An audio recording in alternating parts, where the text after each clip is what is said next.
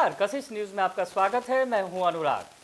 तारापुर और कुशेश्वर स्थान में आज वोटिंग हो रही है और वोट में उत्साह भी ज़बरदस्त दिख रहा है। जो खबरें आ रही हैं 11-12 बजे तक भी जो 20 से 25% से भी ज़्यादा वोटिंग 11 बजे के बाद तक की जो खबरें आई उसमें सामने आई ये बात कि 25% तक वोटिंग हो चुकी है। यानी वोटरों का उत्साह सर चढ़ कर बोल रहा है। उपचुनाव है और उपचुनाव में वोटिंग अगर अच्छी होती है तो माना जा सकता है कि जो मतदाता उत्साहित हैं और कहीं ना कहीं अब ये क्या संकेत है ये तो बाद में पता चलेगा।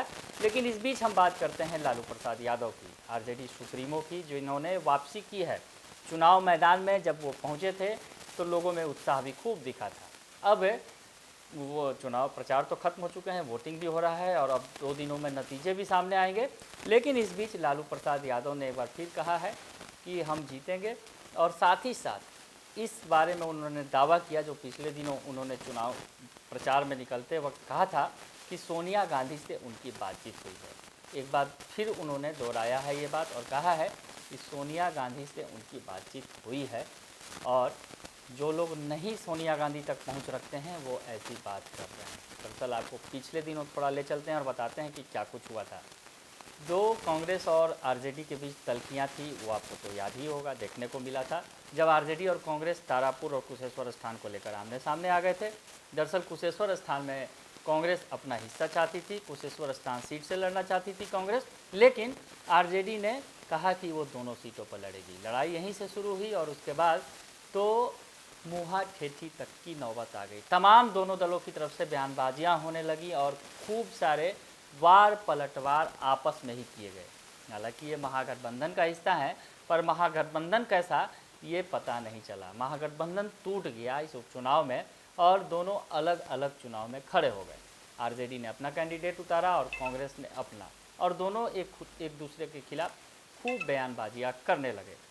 लालू यादव जब दिल्ली से चले तो दिल्ली से चलने के पहले ही उन्होंने एक ऐसा बयान दिया जिसने कांग्रेस को और भी ज़्यादा मिर्ची लगा दी। जी हाँ, कांग्रेस के जो बिहार प्रभारी हैं भगचरण दास को उन्होंने अब शब्दों का इस्तेमाल करते हुए भगचोनर दास बता दिया था, जिसकी व्याख्या बाद में लोग अलग अलग तरीके से करने लगे कि आखिर भगचोनर का मतलब है क्या। तो भगचोनर का मतलब जैसा कि बताया गया कि मूर्ख है और स्टूपिड, इस तरह के शब्दों से लोग ने जो अर्थ निकाला और कहा गया कि ये भोजपुरी में गाली नहीं है। ये इस तरह की बात भी, सफाई भी दी गई आरजेडी की तरफ से। तो लालू यादव ने ये बयान तो दिया, उसके बाद बवाल भी हुआ और चुनाव प्रचार भी उन्होंने किया और उसके बाद उन्होंने जो कांग्रेस के संबंधों की दुहाई भी दी।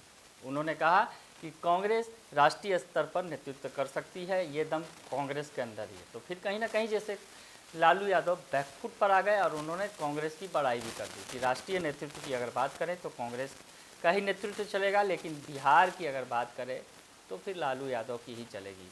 ये इस तरह का संकेत उन्होंने दिया था और सोनिया गांधी से बात होने की बात उन्होंने कर दी थी और कहा था कि सोनिया गांधी से उनकी बात हो गई है। तो तमाम तरह के कन्फ्यूजन पैदा हो गए कहीं ना कहीं। जिस तरह से कांग्रेस में एक तरफ लालू यादव कह रहे थे कि सोनिया गांधी से बात हो गई और उधर दूसरी तरफ भगचरण दास ने मोर्चा खोल दिया और उनके और तमाम नेताओं ने और कह दिया कि लालू यादव झूठ बोल रहे हैं, सोनिया गांधी से उनकी बातचीत नहीं हुई है।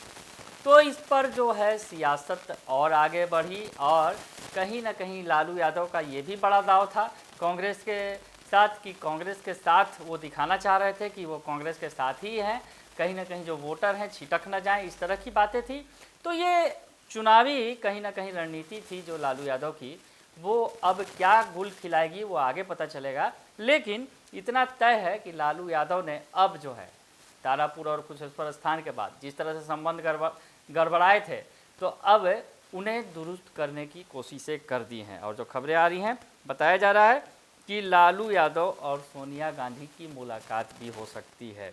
और जैसा कि बताया जा रहा है कि नवंबर में सभी विपक्षी दल जो है एकजुट होंगे सोनिया गांधी के नेतृत्व में और वहां पर लालू यादव भी पहुंचेंगे उस बैठक में, तो मुलाकात होगी। कुछ इस तरह की बात की जा रही है। तो कहीं ना कहीं जिस तरह से महागठबंधन के अंदर लड़ाई जरूर दिख रही है, लेकिन लालू यादव या फिर तमाम आला नेता इस बात को स्वीकार करने के लिए तैयार नहीं है। हालांकि कांग्रेस की तरफ से जो बिहार के बड़े नेता हैं वो लगातार कह रहे हैं कि अब महागठबंधन हमारा नहीं है आरजेडी के साथ, लेकिन आरजेडी ये मानने को तैयार नहीं है। आरजेडी कांग्रेस के साथ चलने को तैयार है और लालू यादव इसके संकेत बार बार दे रहे हैं।